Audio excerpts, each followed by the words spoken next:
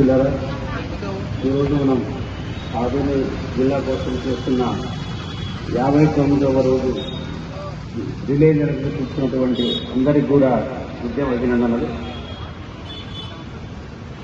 మనం నిరుత్సాహపడేటువంటి పరిస్థితి లేదు. ఎందుకంటే ఇక్కడే మనం మేడం ఉన్నారు, మనం పోయిస్తున్నారు, ముఖ్యమంత్రి గారు అనుకున్నారు. కానీ ముఖ్యమంత్రి గారు కాకుండా సత్యకుమార్ యాదవ్ దగ్గర సంప్రదించడం జరిగింది. ఆయన మన వాదన అంతా కూడా ఓపికగా విన్నారు. ఒకటేమిటంటే విన్న వారందరూ కూడా ఒప్పుకుంటున్నారు, నీది సమంజసమైన కోరిక తీర్చడంలోనే ఎందుకో వెనక ముందు కథిస్తున్నారు. మీకు ఆకలి ఉంది అంటున్నారు కానీ అన్నం పెట్టడం లేదు. మా ఆకలి గుర్తించినారు, అందరూ గుర్తిస్తున్నారు. ఆకలితో ఉన్నారు. అన్నం పెట్టండి అంటే మళ్ళీ వండాలన్నా లేకపోతే ఎక్కడ తెచ్చివ్వాలన్నా అనేటువంటి సన్నిగ్ధత ఉన్నట్టు నేను ఒక మామూలు మాటగా చెప్తున్నాను. ఆకలి వాళ్ళకి అన్నం పెట్టాలా, ఆకలి ఉందని వాళ్ళే గుర్తిస్తున్నారు. మీ ఆధునిక జిల్లా ఖచ్చితంగా చేయాలి. కానీ నేను నిన్న మోదీ గారు మాట్లాడుతూ ఒక మాట అన్నారు, వివేకానంద గారి సందర్భంగా యువజనులు కాకపోతే రాబోయే యువతరం జెన్జెడ్ అనే నిర్ణయం చెప్తేనే నేను అనుకుంటా మన ఈ ఆదోని జిల్లా సాధనలో జెన్జెడ్ ఉంది. కానీ భాగస్వామ్యం ఎందుకో కొంత వెనక్కి పోతున్నారు. ఆ యువత రావాల్సిన అవసరం ఉంది. జెన్జెడ్ యువత అంటే 1997లో పుట్టిన వాళ్ళని చెప్పేసి నాకు కూడా ఒక వారం కిందనే తెలిసింది. నాకు కూడా తెలియదు. ఎందుకంటే ఈరోజు ఆ యువతలో పూర్తిగా సాంకేతికత పరంగా బాగున్నారు. ఉదాహరణకు నాకు 75 సంవత్సరాలు. ఇప్పటికే నాకు ఫేస్బుక్ చూసి రాదు. నాకు మ్యాక్సిమం వాట్సాప్ లేకపోతే చిన్నగా మనం ఏదో మెసేజ్ ఉంది. కాబట్టి ఆ జెన్జెడ్ యువత వస్తుంది, మారుస్తుంది. కాబట్టి ఇప్పుడు అనుకుంటున్నారేమో ప్రభుత్వాలు ఏమని మాది నడుస్తుందని, లేదా కాలానికి చెల్లిపోయింది అంటే ఇక్కడ చిన్న ఉదాహరణ చెప్తున్నాం మీకు. అంతేగాని మా ప్రస్తావన ద్వారా లేదు. మొన్న అందరూ ఊహించినట్లు 1531 జీవో ప్రకారం పెద్దవడం కేంద్రంగా మండలాన్ని ప్రకటించిన తర్వాతనే శీఘ్రం జిల్లా సాధనకు ఉపక్రమించింది. దాన్ని ఈరోజు రద్దు చేసినారు. దానికి యువత ప్రక్రియ మాత్రం చెప్తున్నారు. మా గ్రామంలో తీసుకున్న నిర్ణయం ఏమంటే, ఏ రాజకీయ నాయకుడిని మా గ్రామంలో మండల విషయం తేలింత వరకు రానివ్వము అని. ఇది చిన్న విషయం కాదని చెప్పేసి ప్రజలు గుర్తించాలా. ఈరోజు మాకు కూడా 15వ రోజు దీక్ష జరుగుతూనే ఉంది. అది ఎన్నాళ్ళు జరుగుతుందనేటువంటిది ఒక ఎత్తు అయితే, ఈ రాజకీయ నాయకుల ప్రవేశం మాత్రం ఈరోజు నిషేధించబడ్డ మా గ్రామంలో. ఒక గ్రామం కాబట్టి అది సులభంగా అయ్యింది. మళ్ళీ నియోజకవర్గ స్థాయిలో ఎటువంటి నిర్ణయం తీసుకోలేము అనుకుంటాం. కానీ ఖచ్చితంగా ఇంకో రకం నిర్ణయం తీసుకుంటారు ఇక్కడ కూడా ప్రజలు. అన్ని నియోజకవర్గ ప్రజలు కూడా చాలా ఆశతో ఉన్నారు. ఈ ఆశను కనుక నిరాశ చేస్తే ఖచ్చితంగా కొత్త రూపాల్లో ఏ రూపం వస్తుందో చెప్పలేమో. అప్పటికప్పుడు ప్రజలు ఇస్తారు. ఉద్యమము నాయకుల చేతుల నుంచి ప్రజల చేతుల్లోకి పోయినప్పుడు నాయకులు కూడా ఏం చేయలేరు. That is ultimately. అంటే కొంతమంది అంటారు సాధ్యం కాదని. ఈరోజు మనము అంతర్జాతీయ పరిస్థితి కూడా పరిశీలించాలా. ట్రంప్ బరితెగించి ఈరోజు ఏం చేస్తున్నారో చూస్తున్నాం.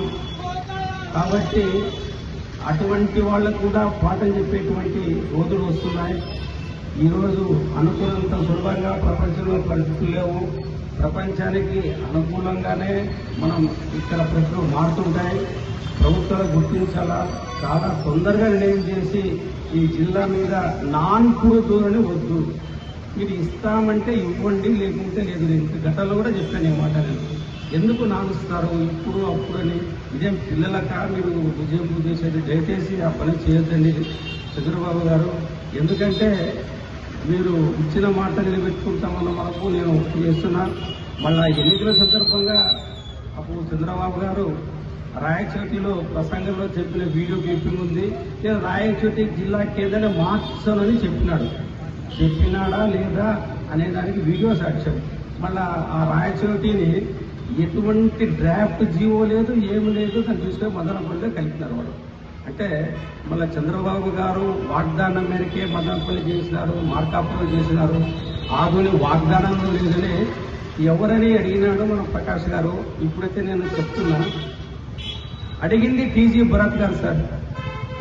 మేము 40 మంది పోయినప్పుడు, అసెంబ్లీ మీటింగ్ పోయినప్పుడు మన శాసనసభ్యుడు సాక్షిగా పరిశ్రమల శాఖ మంత్రి టీజీ భరత్ గారు మొత్తం మీద మాకు చెప్పింది ఏమిటంటే, జిల్లా అనే ప్రశ్న లేనే లేదు, కమిటీలు లేవు.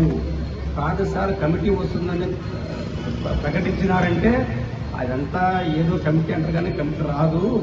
తర్వాత మీరు 32 జిల్లాలని ఉంది కదా, ఇదంతా సోషల్ మీడియా హైప్ అన్నది మన కర్నూలు జిల్లా మంత్రి గారు. ఆ రోజు మీరు అడిగినారు, ఇప్పుడు చెప్తున్నా. ఈ మాట అన్నాడు. మేము ఎందుకంటే దాన్ని దాచుకున్నామంటే ఏదో వీళ్ళు చేస్తారు అని చెప్పేసి. ఇప్పటికీ మీరు చూడండి, భరత్ గారు మన జిల్లా మీద ఏమైనా స్టేట్మెంట్ ఇచ్చారు ఒక్కసారి చూడండి. ఆయన ఆదోని మూలాలు కలిగినటువంటి వ్యక్తి. అసలు మన జిల్లాకు వచ్చిన కమిటీని ఎనికి పంపించింది ఆయనే అనే అనుమానం అయితే నాకు. I doubt his integrity as a minister. ఈ ఓన్లీ రెస్పాండెడ్. కొంచెం పేపర్ వెనక్కి తిరిగి చూడండి. కొంచెం నాకైతే అటువంటి ఎక్కువ జ్ఞాపకం పెట్టుకుంటా. మార్కాపురం జిల్లాలో శ్రీశైలాన్ని కలపాలనే ప్రతిపాదన వచ్చింది. ఒకసారి పేపర్ని చూడండి. అది వచ్చినప్పుడు నంద్యాల ప్రాంతం వాళ్ళు ఇది అనాదిగా కర్నూలుతో ముడిపడి ఉంది అని గొడవ చేస్తే నంద్యాల జిల్లాకు చెందిన మంత్రి గారు ఫరూక్ గారు కలగజేసుకుని దాన్ని చల్లబరిచారు.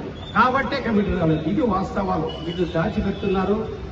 మళ్ళా మేము పోయినప్పుడు మేము కూడా పోయామన్నా, హైకోర్టు పోయిన తర్వాత పోయినప్పుడు వాళ్ళు చెప్పారు, కమిటీ అంటే రావాల్సిన పర్లేదండి, ఉన్న చోట రిపోర్టు కలెక్ట్ చేసినామని చెప్పేసి. మన నిమ్మల రామనాయుడు ఛాంబర్లో ఒక వ్యక్తి, ఆయన పేరు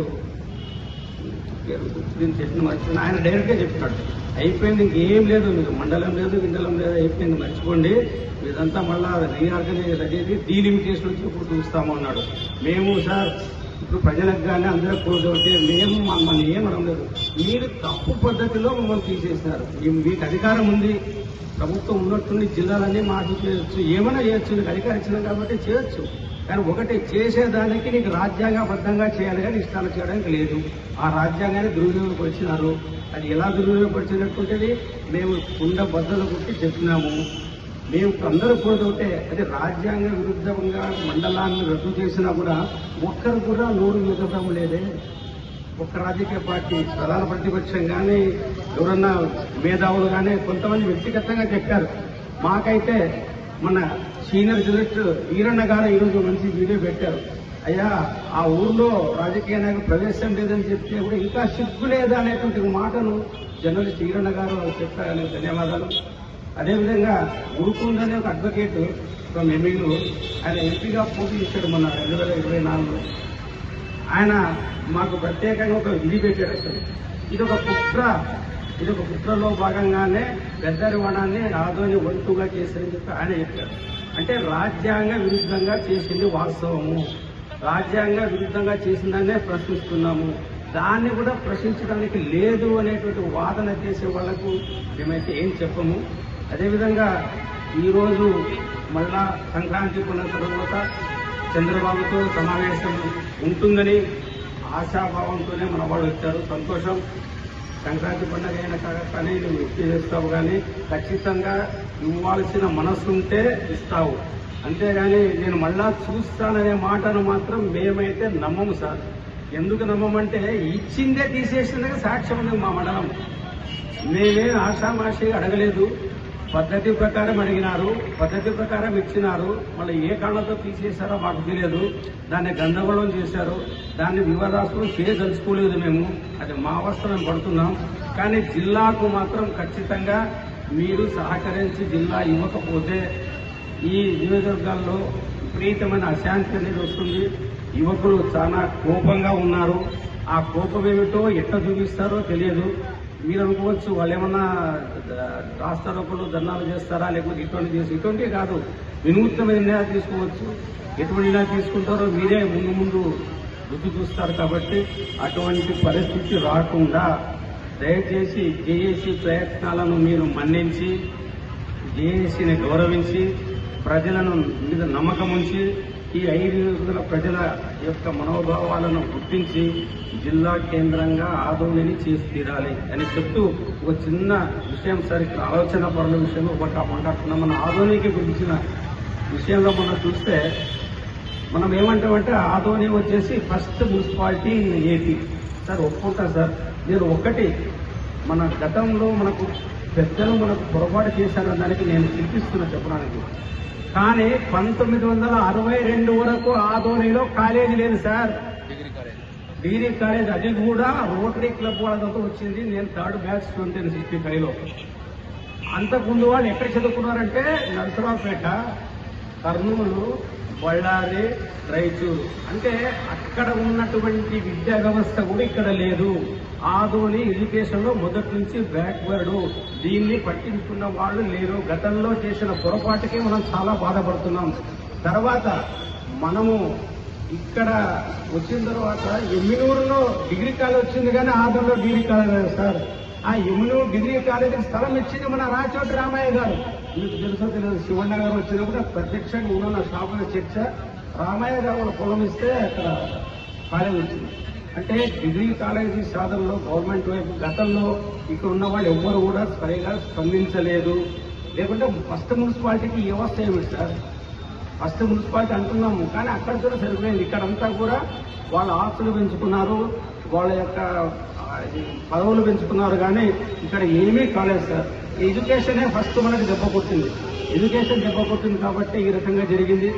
బళ్ళారి జిల్లాలో, కర్నూలు జిల్లాలో ఉన్న కూడా ఆదోని నుంచి డబ్బులు ఇచ్చినారు. దీన్ని మొన్న ఎవరో చెప్పినారు, మన ఎవరో ఆదోని మున్సిపాలిటీ ఒకసారి అప్పు ఇచ్చింది దీనికి అని చెప్పారు. అంత సంపాదన ఆదోని మున్సిపాలిటీ అప్పు ఇచ్చింది అని చెప్పేసి ఆ రకంగా ఎదిగిందే కానీ ఇక్కడ విద్య మనకు పెద్ద మోసం జరిగింది కాబట్టి అక్కడే మోసపోయినాం సార్. ఎడ్యుకేషన్ వెనకబడ్డ వల్ల ఇంత ఇది జరిగింది కాబట్టి గుర్తుంచుకోండి. ఇప్పటికైనా కళ్ళు తెరిచి ఆ వచ్చిన మెడికల్ కాలేజీ అక్కడే ఉంది. అది అటా ఇటా ఎటో అనేది అర్థం కాకుండా ఉంది. అది అటుందా ఇటుందా ఎటో ఉందో. ఖచ్చితంగా మెడికల్ కాలేజీ కూడా మనం దీంతో తీసుకోవాలా. జిల్లా జేఏసీ కూడా దీన్ని కూడా గుర్తించాల్సిన. ఎందుకంటే మనకు వచ్చినప్పుడు కూడా మన దేవిశక్తి ప్రకాష్ గారు ఒక మాట అంటారు పాపమైన, అది కూడా ఉంటుంది కదా. జిల్లా జేఏసీలో దయచేసి మెడికల్ కాలేజీని కూడా పెట్టడం అవసరమేమో ఆలోచించి చెప్తున్నాను. నా తీర్మానం కాదు. ఎందుకంటే మెడికల్ కాలేజ్ కూడా బర్నింగ్ ప్రాబ్లం.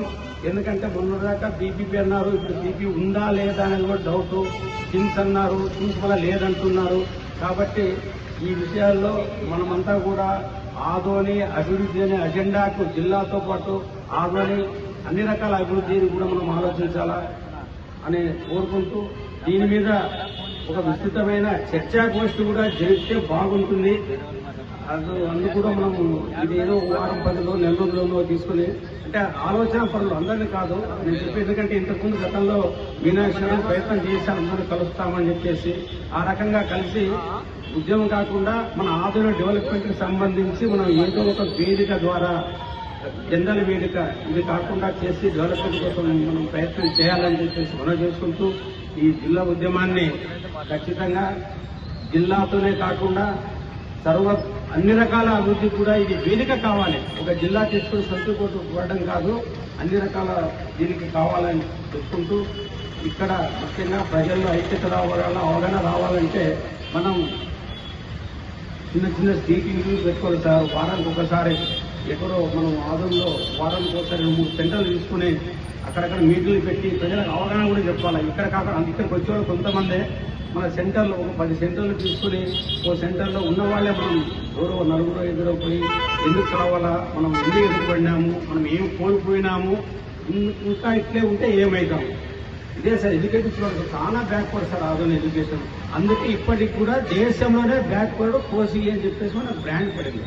కాబట్టి ఇవన్నీ అధిగమించాలంటే ఇప్పుడున్న యువత కదలాలి, వాళ్ళని కదిలించాల్సిన బాధ్యత మన మీద ఉంది అని చెప్పేసి మనం చేసుకుంటూ ఇందులో భాగస్వామిగా నేనున్నందుకు గర్విస్తూ ఇది ఒక యజ్ఞంగా కొనసాగాలని, యజ్ఞ ఫలాలు భవిష్యత్తు తరాలకు అందాలని ఆశిస్తూ నేను ఇచ్చిన అవకాశాన్ని సద్వినియోగం చేసుకుంటూ కావాలి కావాలి కావాలి కావాలి. Thank you sir.